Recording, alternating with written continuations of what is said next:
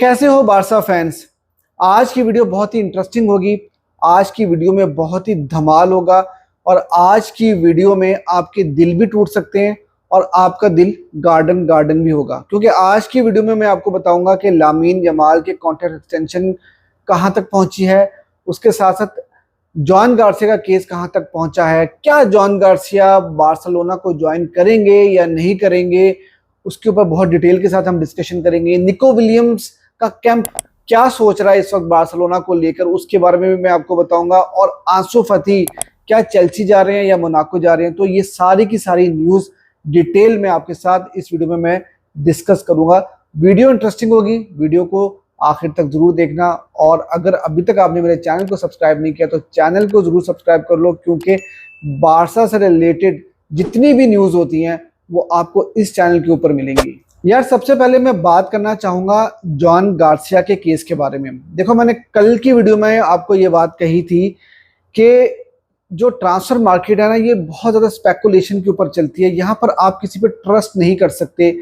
मैंने आपको कल भी एग्जांपल दी थी, चाहे मुंडो डिपोर्टिवो हो, स्पोर्ट हो, इवन के फैब्रिजियो रोमानो हो, हम किसी की न्यूज को ऑथेंटिक नहीं समझ सकते जब तक 100% ट्रांसफर कंप्लीट ना हो जाए। अब कल यही बातें हो रही थी कि जॉन गार्सिया बार्सिलोना को ज्वाइन कर लेंगे, और यहां तक स्पोर्ट ने रिपोर्ट किया था, मैंने अपनी वीडियो में स्क्रीनशॉट भी आपके साथ शेयर किया था कि पर्सनल टर्म्स बिटवीन बार्सिलोना और जॉन गार्सिया एग्री हो चुके हैं। लेकिन आज जब सुबह हम उठते हैं और दोपहर को हम देखते हैं तो यार न्यूज टोटली चेंज हो चुकी थी। और न्यूज ये आ रही थी कि जॉन गार्सिया जो है वो अब बार्सिलोना में इंटरेस्टेड नहीं है और वो बार्सिलोना को ज्वाइन नहीं करेंगे, बल्कि वो किसी प्रीमियर लीग क्लब को ज्वाइन करना प्रेफर करेंगे।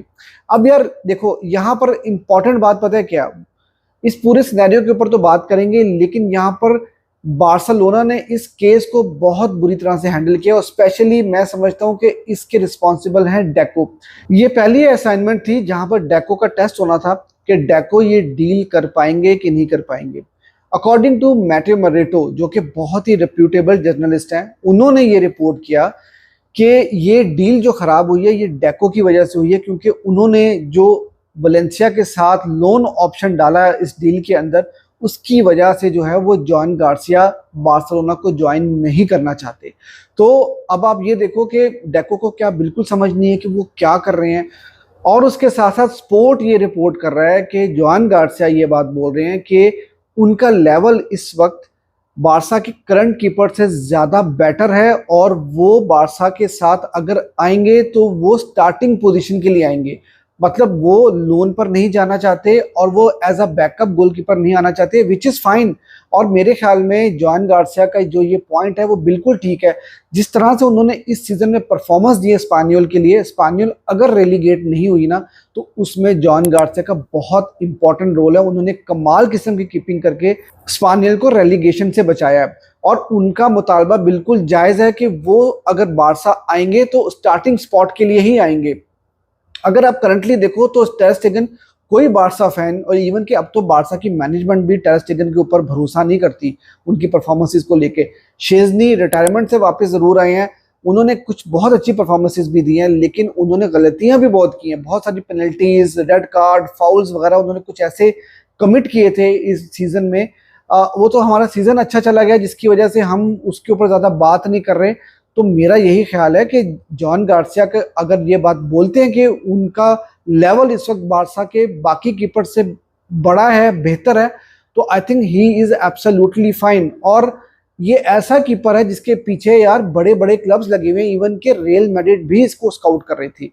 तो आप एक कीपर को जो कि 25 मिलियन में आ रहा है और आपकी तकरीबन अगले 8-10 साल सिक्योर होते हैं गोलकीपिंग पोजीशन में, तो आप ऐसी ऑप्शन को कैसे गवा सकते हो। और तो मैं समझता हूं कि डेको ने इस डील को बहुत ही बुरी तरह से स्पॉइल किया। लेकिन ये डील अभी भी खत्म नहीं हुई, क्योंकि कैटालोनिया रेडियो अभी भी ये रिपोर्ट कर रहा है कि ये डील पॉसिबल है और बार्सिलोना अब ये बात बोल रही है कि हम अगर जॉन गार्सिया को साइन करेंगे तो उनको as a main goalkeeper sign करेंगे। तो देखते हैं आगे आने वाले दिनों में क्या डेवलपमेंट्स होती हैं और क्या जॉन गार्सिया बार्सिलोना ज्वाइन करेंगे या नहीं करेंगे, या फिर बार्सिलोना किसी और कीपर के लिए जाएगा या फिर वही है कि टर स्टेगन आपके मेन कीपर होंगे। और दूसरी तरफ मैं आपको ये भी न्यूज़ देता चलूँ कि शेज़नी भी अभी थोड़ा रिलक्टेंट हैं, अभी कंफर्म नहीं है उनका भी कि वो न्यू डील जो है, जो बार्सिलोना उनको 1-2 साल की एक्सटेंशन देना चाह रही है, वो साइन करते हैं कि नहीं करते, क्योंकि वहां से कोई रिस्पॉन्स नहीं आ रहा। लेकिन बार्सा की मैनेजमेंट यही एज्यूम कर रही है कि शेज़नी जो है वो एक्सटेंशन साइन कर लेंगे। दूसरी इंपॉर्टेंट न्यूज़ है लामीन जमाल के बारे में। तो भैया लामीन जमाल के बारे में भी हेयर वी गो हो चुका है और न्यूज़ आ चुकी है कि लामीन जमाल बार्सिलोना के साथ 2031 तक के लिए कॉन्ट्रैक्ट साइन कर रहे हैं। अगले 6 साल तक वो बार्सिलोना में ही रुकेंगे। ये एक बहुत बड़ी न्यूज़ है, बहुत अच्छी न्यूज़ है। उसकी वजह ये कि मुझे ऐसा लगता है कि जिस तरह से पिछले कुछ दिनों में हमें नज़र आया कि यहाँ पर कुछ प्रॉब्लम्स हैं, लामीन जमाल के कैंप से कुछ प्रॉब्लम्स आ रही हैं, ये कॉन्ट्रैक्ट एक्सटेंशन हो नहीं पा रही थी और कुछ रुकावटें हमें देखने को मिल रही थी।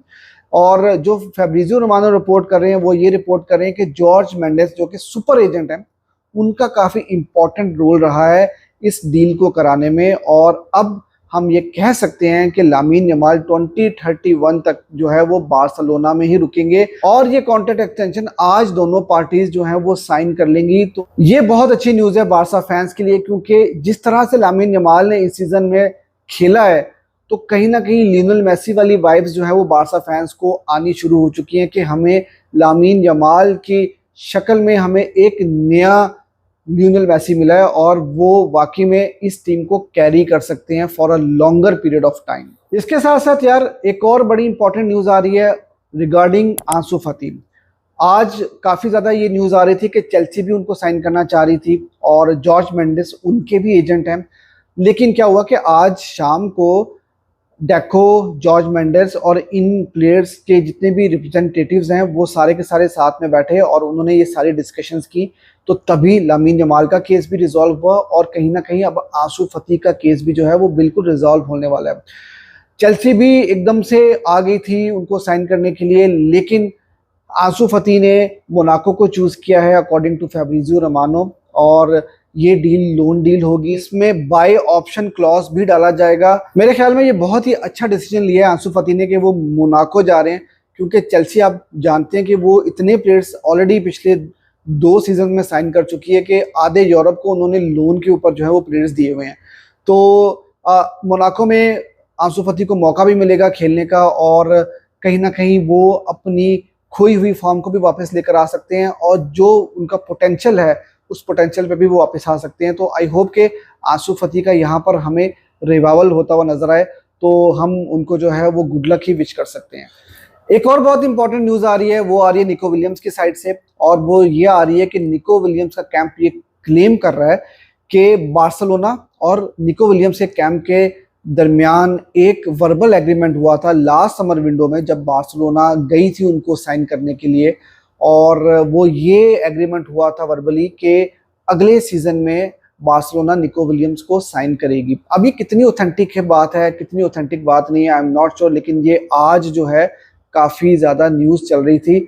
और भाई वही बात है कि बार्सिलोना ने इसको डिनाई कर दिया और बार्सा ने ये बात कह दी है कि भाई हमारा ऐसा कोई एग्रीमेंट नहीं हुआ। और मैं यही देख रहा था सोशल मीडिया के ऊपर कि बार्सा फैंस यही बात लिख रहे थे कि यार एक दफ़ा अगर बार्सा की ट्रेन छूट गई तो छूट गई, आपको वो ट्रेन दोबारा नहीं मिल सकती। तो मैं आपको फिर से एक्सप्लेन करता चलूँ कि मेरे ख्याल से निको विलियम्स ने लास्ट सीजन बार्सा को ज्वाइन ना करने का जो डिसीजन लिया था वो बिल्कुल ठीक लिया था। मैंने पहले भी एक्सप्लेन किया था, मैं फिर एक्सप्लेन कर देता हूँ कि डैनी ओल्मो का केस आपको याद है कि डैनी ओल्मो और निको विलियम्स दोनों को बार्सा ने एक साथ अप्रोच किया था और डैनी ओल्मो ने हामी भर दी थी बार्सा आने की और निको विलियम्स नहीं आए थे। और पूरा सीजन हो गया हम डैनी ओल्मो को रजिस्टर नहीं कर पा रहे थे, हमें कोर्ट जाना पड़ गया था क्योंकि वही हमारे जो सैलरी कैप के इश्यूज हैं, सैलरी रजिस्ट्रेशन के जो इश्यूज हैं, उन्हीं के साथ हमने ये पूरा सीजन निकाला था। तो अगर निको विलियम्स को भी हम साइन कर लेते तो उनको कैसे रजिस्टर करते। तो आई थिंक उस वक्त निको विलियम्स का जो डिसीजन था बार्सा को ना ज्वाइन करने का वो बिल्कुल ठीक था। और अब इस सीजन में बार्सिलोना अगर उनको नहीं साइन करना चाहती तो इट्स ओके, लेकिन वो जो ट्रेन वाली बात है, वो सारी जो कहानियां है, मेरे ख्याल से वो इररेलेवेंट सी बातें। तो खैर साथ ही साथ एक और ब्रेकिंग न्यूज आई है और वो ये है कि रोनाल्डो भी अल नसर को छोड़ के जा रहे हैं और उन्होंने अपने इंस्टाग्राम पे लिखा है कि दिस चैप्टर इज ओवर। और ये न्यूज़ भी मार्केट में चल रही थी कि रोनाल्डो जो है वो अल नसर छोड़ के जा सकते हैं। क्योंकि अल नसर फैंस भी जो है वो रोनाल्डो से ज़्यादा खुश नहीं थे, क्योंकि वो कोई ट्रॉफी नहीं जिता पाए थे उनको। और मेरे ख्याल से रोनाल्डो अब किसी ऐसी टीम में मूव करेंगे जहां पर वो क्लब वर्ल्ड कप भी खेल सकें। और अभी रिसेंटली जो फीफा के प्रेसिडेंट हैं उन्होंने भी ये बात कही थी कि वो चाहते हैं कि रोनाल्डो जो है वो क्लब वर्ल्ड कप खेलें। तो लेट्स सी कि अगला मूव रोनाल्डो का क्या होगा। तो रोनाल्डो और अल नसर का चैप्टर भी जो है वो यहाँ पर खत्म हुआ। तो गाइस ये थी अब तक की वीडियो आपको अच्छी लगी है तो यार वीडियो को लाइक जरूर कर देना और चैनल को जरूर सब्सक्राइब कर देना, क्योंकि बारसा की डेली अपडेट्स आपको इसी चैनल के ऊपर मिलेंगी।